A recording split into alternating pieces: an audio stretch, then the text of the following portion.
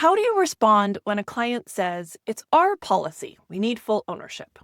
Do you think, "Okay, I'll agree because I don't want to lose the project"? If you do, you're like most creatives, because this is where most concede because they think it's easier. So, what can you actually say in that moment that won't risk the project? Part of the reason you freeze is that you see this as a yes or no decision point instead of the start of a conversation. Clients expect some back and forth. They're treating their statement like a starting point, not a final decision. And so by asking questions, you're actually following the script they expect. If you need a jumping off point, check out the 5 questions in this video that will help you gather the information you need to determine the usage the client actually requires for this project. What does a client actually mean when they tell you, "It's our policy to get full rights"? Rarely, it's an ask tailored for this specific project. Instead, it's usually their starting request. They often have a fallback position when you push back. So you should think of it this way too. It's their starting position, not the only option. Rather than immediately agreeing, try something like, "Got it. Can you walk me through how you're planning to use the work?" This question slows your need to say yes or no, but doesn't shut it down as an option. Because often when you say, "I don't offer full rights," it actually creates more friction. So get curious and ask them questions so you can figure out what usage aligns with their goals. Because then you'll have the information and context to respond to their requests neutrally without defensiveness. The goal with your next statement is to keep the conversation collaborative, not adversarial. If full ownership makes sense for their goals, you can say something like, "I agree that full ownership makes sense based on how you're planning on using it." If you aren't sure that full ownership makes sense for their goals, you can say something like, "Based on what you've told me, your goals for this project are," and then fill in the blank. Say in this case, "Based on what you told me, your goal for this project is to use the illustrations on your website and across all your social media channels to advertise your upcoming course. Is that correct?" This shows you understand their needs before offering alternatives. Your alternatives should align with their stated planned usage.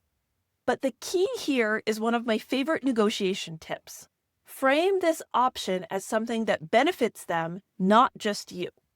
To continue our online course example, you might say, "I know you stated that you are looking for full ownership, but based on your goals, it sounds like an exclusive license would work. That could free up some of your budget for additional illustrations or give you more runway with your launch ad spend. We can structure it so that you have everything you need without a full copyright transfer. Would that be of interest to you?" Or you could say, "Since you told me that you only plan on offering this course once this year, full ownership means that you're overpaying because you won't need rights to it in the future. How about we structure it as a limited time license that can be renewed if you decide to offer this course again in the future?"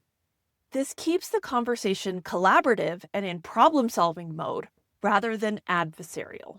It also positions you as looking out for them because you're guiding them to the solution that meets their goals without overpaying for unused rights.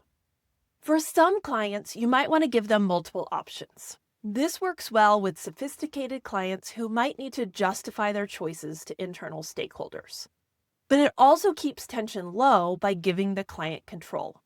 You give them the option to choose based on their own priorities, while still designing your options to meet their goals. You could present this to them by saying, "It seems like we could approach this 2 ways, depending upon what best matches your needs. We could," and then go on to give them the 2 options. Maybe this is a defined license with a lower price or an expanded license or ownership at a higher price. Both of these options should match what they've told you they need, but you're guiding them to show them how something other than full ownership would align with their goals. While it's rare, there might be times when, for business reasons, you don't want to offer full ownership. For example, if the work the client wants incorporates some of your core design elements that you use across all of your work.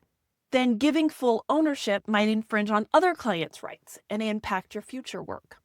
If that's the case, then you shouldn't present it as one of the options. Instead, you should present the client with the options that will as closely meet their goals as you can, and explain why, in this case, you aren't able to offer full ownership.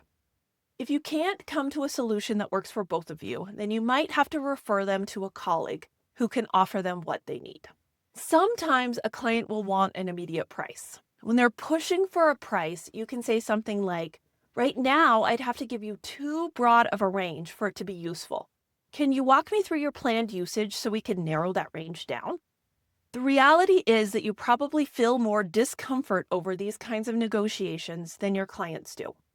Clients are used to having to balance competing priorities with their budgets. So asking questions and getting curious isn't conflict, it's normal business behavior.